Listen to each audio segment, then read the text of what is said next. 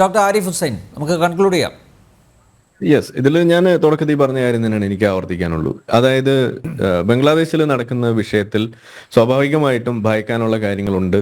രണ്ട് കാരണങ്ങൾ കൊണ്ട്. ഒന്ന്, നിലവിൽ നടക്കുന്ന വിഷയങ്ങളിൽ വ്യാപകമായ അക്രമങ്ങൾ നടക്കുന്നു എന്നത് എനിക്ക് നമുക്ക് നേരിട്ട് അറിയാനുള്ള വഴികളിലൂടെയും നമുക്ക് അറിയാൻ കഴിയുന്നത് കൊണ്ട് ഒരു വശത്ത് അത്.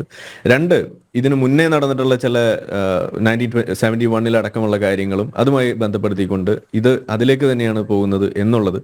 എല്ലാത്തിനും ഉപരി ന്യൂനപക്ഷങ്ങൾ കാലങ്ങളായിട്ട് അവിടെ ഈ തരത്തിലുള്ള പ്രശ്നങ്ങൾ നേരിടുന്നു എന്നത് മുൻകാലങ്ങളിൽ UN അടക്കം റിപ്പോർട്ട് ചെയ്തിട്ടുള്ള വിഷയവുമായതുകൊണ്ട് സ്വാഭാവികമായിട്ടും അതവിടെ നടക്കുന്നു. പിന്നെ പ്രത്യേകിച്ചും ഈ വിഷയത്തിന്റെ തുടക്കം അത് ഇന്ന് എത്തി നിൽക്കുന്ന അവസരം വരെ നമ്മളൊന്ന് എടുത്ത് പരിശോധിച്ച് നോക്കിക്കഴിഞ്ഞാൽ കൃത്യമായ ഒരു ന്യൂനപക്ഷ വേട്ട അതിനകത്ത് ലക്ഷ്യം വെച്ചുകൊണ്ടുള്ള രീതിയിൽ തന്നെയാണ് അതിന്റെ തുടക്കം മുതൽ കാര്യങ്ങൾ പോയിട്ടുള്ളത് എന്നത് ഇവിടെ വ്യക്തമാണ്. കാരണം ഇതിന്റെ തുടക്ക കാലഘട്ടങ്ങളിലൊക്കെ നമ്മൾ ചില ന്യൂസ് റിപ്പോർട്ട്സ് പങ്കുവെച്ചതിൽ പ്രധാനമായിട്ട് സ്റ്റുഡന്റ് ലീഡേഴ്സായിട്ട് അവരുടെ ആവശ്യത്തിന് വേണ്ടി മുന്നോട്ട് ഒരുമിച്ച് നിന്നിരുന്ന ആളുകൾ ഒരു ഘട്ടം കഴിഞ്ഞപ്പോൾ എന്തിനാണ് എൻ്റെ വീട് കത്തിച്ചതെന്ന് എനിക്ക് മനസ്സിലാകുന്നില്ല എന്ന് ഹിന്ദുക്കളായിട്ടുള്ള സ്റ്റുഡന്റ് ലീഡേഴ്സ് വന്ന് പറയുന്നതിന്റെ പത്രവാർത്തയും വീഡിയോസും ഒക്കെ ഇവിടെ സർക്കുലേറ്റ് ചെയ്തിട്ടുള്ളതാണ്. ഇതുപോലെ അത് നമ്മളുടെ ഹമാസ് എങ്ങനെയാണോ വിഷയങ്ങളൊക്കെ ഷൂട്ട് ചെയ്ത് പുറത്തു വിട്ടത് സമാനമായ രീതിയിൽ ഇവിടെ വന്നിട്ടുണ്ട്. അപ്പൊ ഇതൊക്കെ ഒരു യാഥാർത്ഥ്യമായിട്ട് പോയിക്കൊണ്ട് പിന്നെ ഒരു കലാപം നടക്കുമ്പോൾ അതിനകത്ത് കൃത്യമായ എണ്ണം വേണമെന്നൊക്കെ വാശി പിടിച്ചിട്ടേ നിങ്ങൾ പറയുള്ളൂ എന്നുണ്ടെങ്കിൽ ആ വാശി പിടിക്കൽ മിസോറാമിൽ വേണമെന്നും കൂടിയാണ് എനിക്ക് പറയാനുള്ളത്. പ്രത്യേകിച്ച് ഹമാസിന്റെ വിഷയത്തിലും വരണം.